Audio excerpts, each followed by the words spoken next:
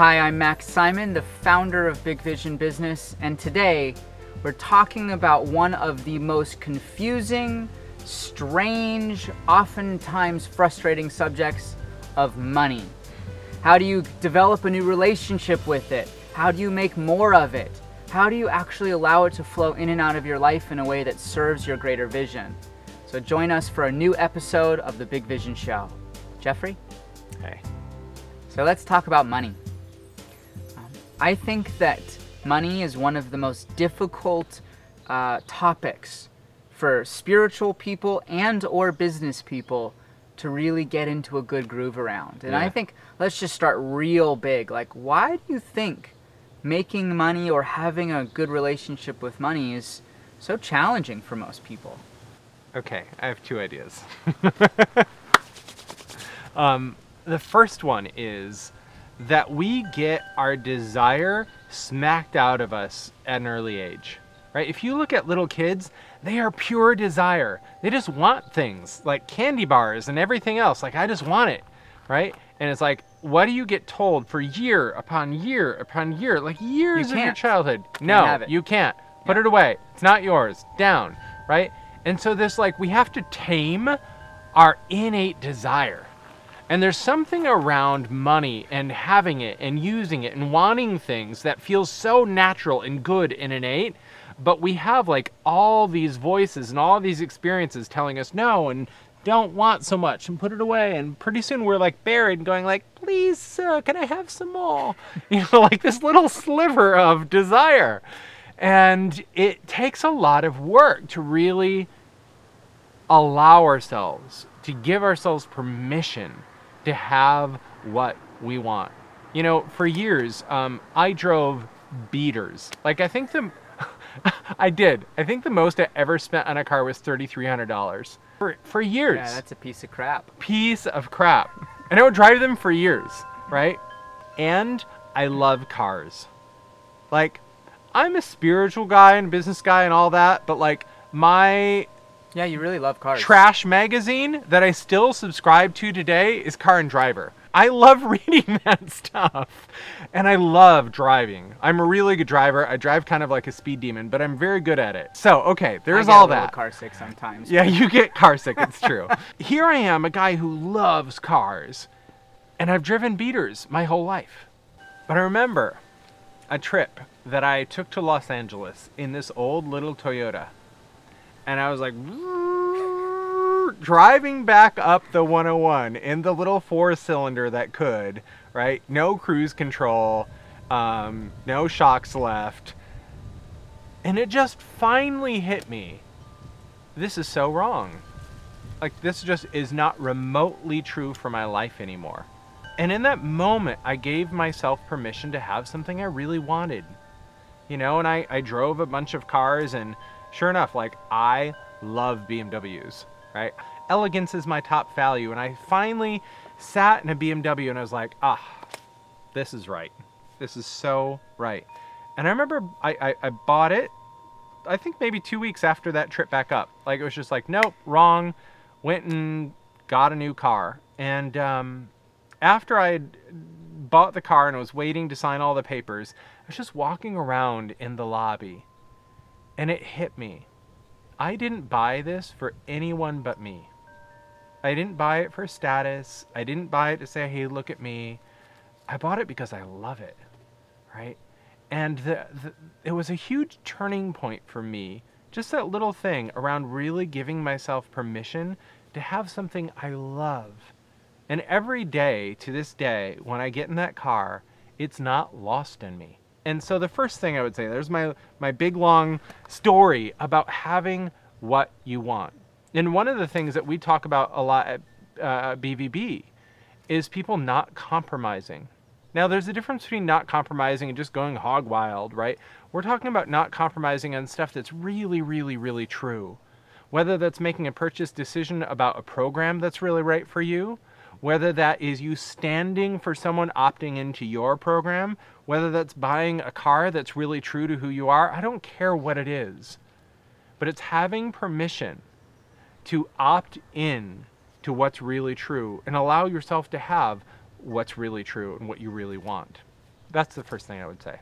So that's a very cool story, but I think actually in my mind, and what probably people will still be thinking is, how does letting myself have what I want tie actually back into money? Right. Because people probably aren't like, oh, I have all this money sitting around and I'm just not buying the things I want. It's more like, I don't have the money.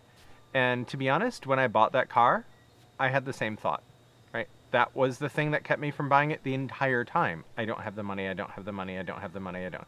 That big fancy car, ooh, I could never have that. My Midwestern upbringing speaking to me, right? And the truth was, like, once I allowed myself to have what I want, I saw really creative ways to make the money and to get the money. And there's something called like the law of circulation. I was in some way like what I got, I'd be like, ooh, can't spend it. Ooh, can't spend it. And like, can't have it on that. Can't have it on that. And there's that like hoarding bit of not allowing money to circulate. And when you don't allow it to circulate, like you can never see that it could be possible. So what you're saying, I hear what you're saying as you tie this in, is that our restricting the flow of what we want is equally restricting the flow of money. Bam. That's it. I think that the other side of this too is that when we think of someone who has money, the picture in our minds is like an evil character. Oh my God, yes. Like I think of all the movies of people that have been at the top of their game. Like I always think of Wall Street, Right. And how he's like this evil stockbroker that's manipulative and greedy. Yeah. And it's not the way, I don't feel that way about money. I actually have a lot of incredible role models in my life around money. They're some of the most generous people I've ever met, actually, and up to the most incredible things. But still, if you were to ask me like the picture in my mind of somebody who has money, it would still be like the evil movie character. And so I think the other part of it is that we have this ingrained kind of desire to be the good person, and that having a lot of money, the picture of that conflicts with who we feel like we have to be in order to live a life of integrity. We've talked before, when people think about really having success, they're like, oh no, I'm going to have to do all these things. I think when it comes to money, the thought is, oh no, if I have to do all these things to get the money, I'm going to become somebody I don't want to be. Or I'm going to take advantage of people to get that money, or I have to say things that are manipulative to trick people into stuff. That kind of ties all into then our negative past experiences with being manipulated or persuaded as well. But it all, kind of surfaces back to that sense of we have a picture of what it means to be a successful person that doesn't necessarily match up with the person we feel like we want to be in the world, but that's just a misalignment of two pictures. Yeah. Right? Yeah. So how do you solve that? Well, I think the number one answer that comes to me when you say that is just getting really clear on what are my values. What are the cornerstones in which I live my life that are most important, and making sure that every decision that I'm making is aligned with those pillars of truth for me. So for example, staying connected to spirit is a very important value to me. Having outstanding health and wellness is a very important value to me. Living abundantly is a very important value to me. Living in a space of possibility. Those are values that are meaningful to me. And so by setting those in place, one, I know that those are not values that are ever going to hurt anybody. Right. Those are values that are inherently good for me and the world. But those are also things that I can gauge as I make my decisions moving forward. Does this match with those things?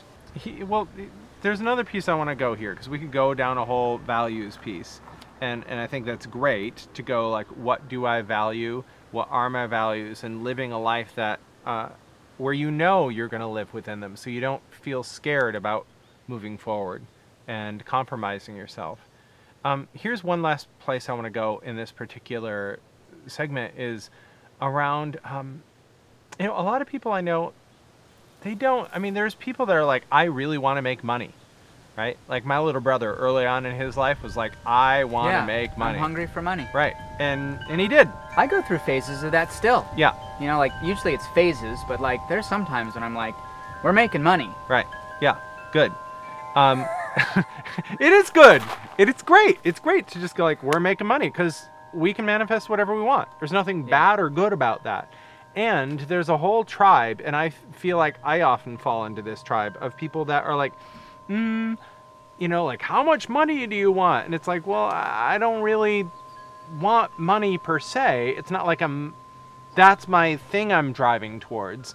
But I do want money to fuel the things I want and the life I want to be living. But it's not like I want money all on its own.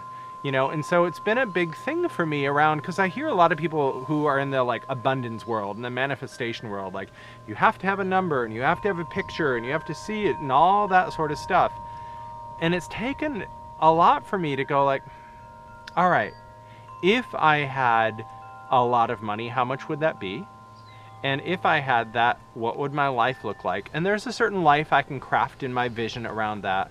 But then there's a much larger picture that gets far beyond the picture of like my little life that I would like to be living, into like what's possible about what I could be doing in the world. Yeah, what's the money in service to? And that's a whole nother question. And I think it's almost hard to even envision that at first, because it can be like such a mind stretch to even go there. How do you work with that? So, it struck me as you asked that question that this is a practice I've been working on for years, because I don't really care about accumulating money. I don't have a retirement account. I don't, feed these after retirement kind of things. But I do have lots of visions that I want to drive forward. Yeah. And I spend time every day thinking about them, thinking about the visions for the businesses, the visions for the world, thinking about visions for the property, for our friendships, and really kind of continuously asking myself, what does that picture look like? And I just know at this stage of the game that, one, my pictures keep getting bigger and more expansive. Like I have a picture in business of impacting hundreds of millions of people. And that's not just a fancy number anymore. Yeah. That's like a real vivid thing in my mind. To experience that, it takes a lot of resources. Yeah. It takes best in the world quality, best in the world teams. And so I think part of it is committing to spending time every single day, really, dreaming, imagining what it looks like, and realizing that the money is in service to that. What's funny is this brings it full circle to where we started this dialogue of really allowing yourself to dream, to have what you want. And I'll sort of close it here. I think there's two different types of desires. There's the desire of just your ego to accumulate and have, and then there's the desire of your soul. Right? And really what this is a maturity from a desire of your ego alone to a desire of your soul. Mm-hmm. And allowing the money, which is an ego-y thing on some level, right? It's here on earth. My money. Right? But it's not even so much my money, it's like the money, right? Yeah. The money to fuel the vision. And that's where we move from like ego and soul as boxing partners to being collaborators in service to something greater in this world. So it's beautiful. Yeah, I think that's really cool, just to think of it from moving from how do I get what I want to how does my vision serve?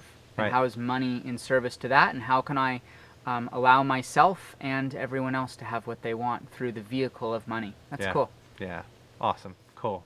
So my friends, that is this episode of the Big Vision Show. Thank you so much for being a part of it. As always, if you enjoyed this and think it could be in service to somebody you love in your life, go ahead and share it.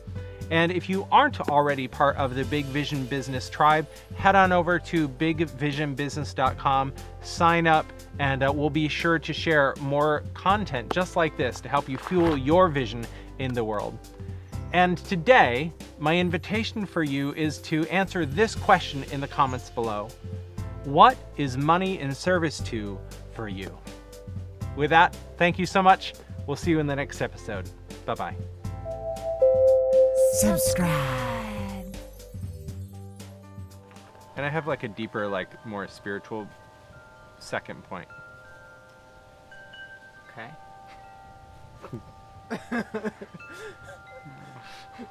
For the next 6 episodes, Jeffrey talks about cars. Makes Jeffrey very happy.